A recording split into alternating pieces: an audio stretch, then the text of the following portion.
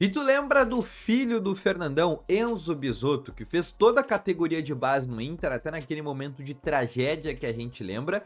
Teve um espaço, inclusive, na última temporada, no Sub-20, sendo inclusive capitão, mas acabou não tendo o seu contrato renovado. E hoje tenta ainda seguir a sua carreira em outro clube.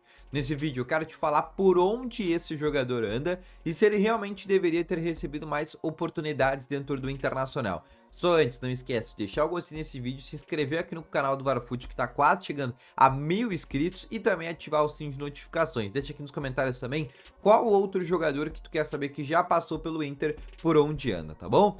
Para quem não sabe, o Enzo Bisotto, ou melhor, o Enzo Costa, é filho de ninguém mais, ninguém menos que do Fernandão. Um dos maiores, se não o maior, ídolo da história do Internacional, campeão do mundo e da Libertadores e da Recopa com o Inter. E todo mundo lembra, né, a tragédia que foi a perda do Fernandão. E por óbvio, a perda também, né, pro Enzo. Mas ele ainda assim conseguiu passar em cima de todas essas situações e fez toda a categoria de base no Internacional. Passou por Sub-15, passou por Sub-17, passou por Sub-20. Sub-20, inclusive, que ele sai no comecinho ali de 2024. Em 2023 ele teve um ano bem importante, ele conseguiu ganhar bastante espaço no Sub-20, se tornando inclusive capitão, tendo uma mudança de posição, porque para quem não sabe, o Enzo era centroavante, foi centroavante durante toda a base, e aí no último ano de Sub-20 ele acaba se tornando volante, acaba se tornando ali um primeiro homem, um cara de marcação, um cara de construção, virando um camisa 5, né, mudando completamente a sua característica por si só. E ele vira ali a função de primeiro volante. O Inter acaba tendo uma eliminação precoce na Copinha naquele ano. E a partir daí, no comecinho de 2024, o contrato já do Enzo acaba terminando. E ele é emprestado para a equipe da Aparecidense, que é um time de Goiânia, time que inclusive está tradicional por lá. E ele começa a partir daí fazer a sua carreira. Ele fica até setembro ali no Aparecidense, porque nesse meio tempo, em setembro, o contrato dele com o Internacional acaba terminando, e a partir daí ele assina em definitivo com a Aparecidense. Agora no comecinho de janeiro, né, já tinha se tornado de fato um jogador da Aparecidense e com contrato provavelmente até o final dessa temporada. E aí esse time que inclusive disputa hoje a Série D do Campeonato Brasileiro. E sabe o que foi o mais legal disso tudo? Que ele tem 9 jogos neste momento pela Aparecidense, dos 11 possíveis, ou seja, é um jogador que vem sendo titular por lá, mas o fato mais legal é que ele tem um gol marcado. E tu sabe como é que foi esse gol marcado do Enzo? Foi exatamente dias, ou melhor, muito mais que isso, foi exatamente próximo de tudo que a gente lembrava do Fernandão. Ele marcou, para quem não sabe, um gol muito bonito. Vou colocar aí na tela até para tu ver. E o Enzo Costa, ele faz um gol no dia da morte do Fernandão. Todo mundo sabe, dia 7 de junho de 2014.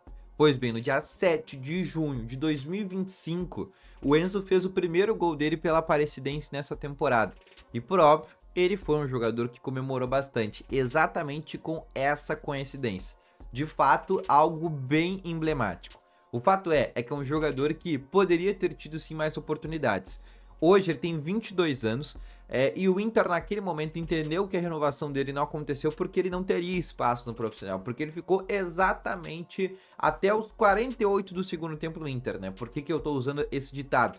Porque ele ficou exatamente na nota de corte, ali na idade de corte do Sub-20. Ele sai do Inter exatamente com 20 anos de idade, quando ele já não tinha mais espaço para jogar no Sub-20 e o Inter entendeu que não haveria uma possibilidade de ele subir ao profissional, porque ele ainda não estaria pronto. E até porque existia hoje essa questão, pô, ele vai jogar de primeiro, vai jogar de segundo homem ou ele joga de centroavante. Hoje na Aparecidense ele vem fazendo funções ali do meio campo, ele joga como primeiro homem, joga como um segundo, mas ele também já fez e atuou até mesmo como um atacante, dá até para se dizer que é aquele jogador polivalente, assim que a gente poderia dizer. O fato é que foi um atleta que não teve mais oportunidades dentro do Inter, até a gente lembra que ele teve uma cirurgia de ligamento no joelho ainda nas categorias de base, ali por volta dos seus 16 para 17 anos, isso acabou por óbvio atrapalhando muito a sequência dele, porque exatamente nessa lesão foi quando ele tinha a transição do 15 para o 17, do 17 para o 20, e ele acabou não pegando essa transição,